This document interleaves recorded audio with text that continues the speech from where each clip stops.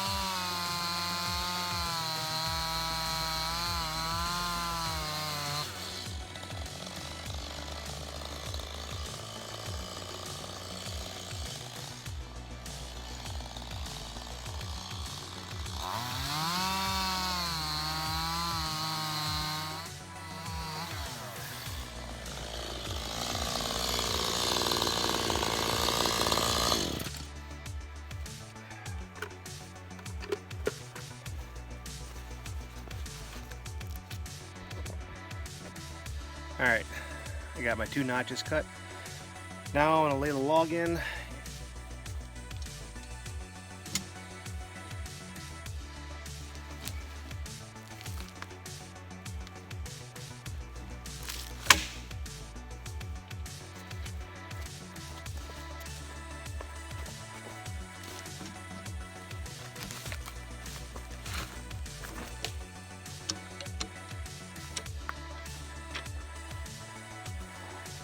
Okay, so I got the log laid into the notches, as you can see. Now I am going to try to take some of the bark off. One of the reasons you want to do this is cutting with the chainsaw mill is real hard on the saw, and it's also real hard on the chain. I actually have a ripping chain that has a 10-degree cutter as opposed to a standard 25 or 30-degree cutter, and the bark can be very abrasive. Remember, that's it's facing out to the world, so all the yuck, all the dirt, all that stuff is in it. Also, I drop these trees and then drag them through some sand, so everything's on there. I'm gonna try to take all of the bark off. If I can't, I'll go with it, but if I can, I'm gonna try to get that done. It'll save the chain a little bit. There's a couple ways to do this. One, they do make spuds or bark peelers. I have this guy. I don't actually know what the name of it is, but I sharpened it up and it takes bark off pretty good, so we'll see how it does here.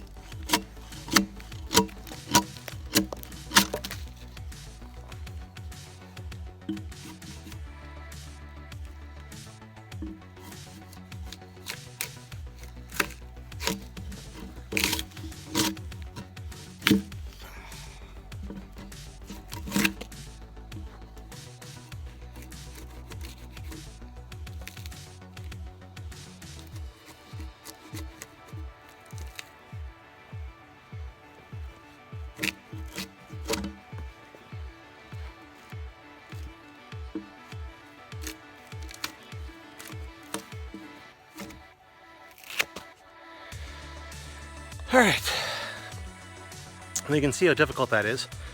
I'm gonna shut off the camera here for a minute, see if I can get that peeled, and I'll show you the finished results when I'm done.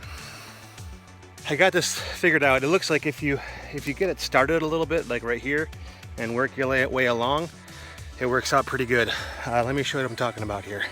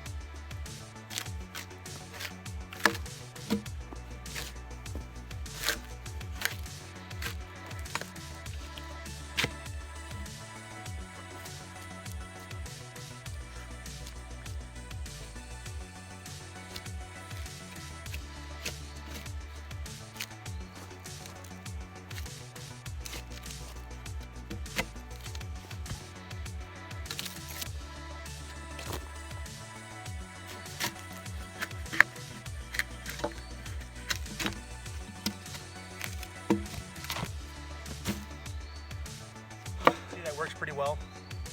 I'm gonna flip the log over and do the other side, and then we'll get to milling. The whole reason I'm doing this is to try to extend my chain life. So hopefully this is worth it. Last time I did this, I was able to get about 2 passes, and then I had to stop and resharpen.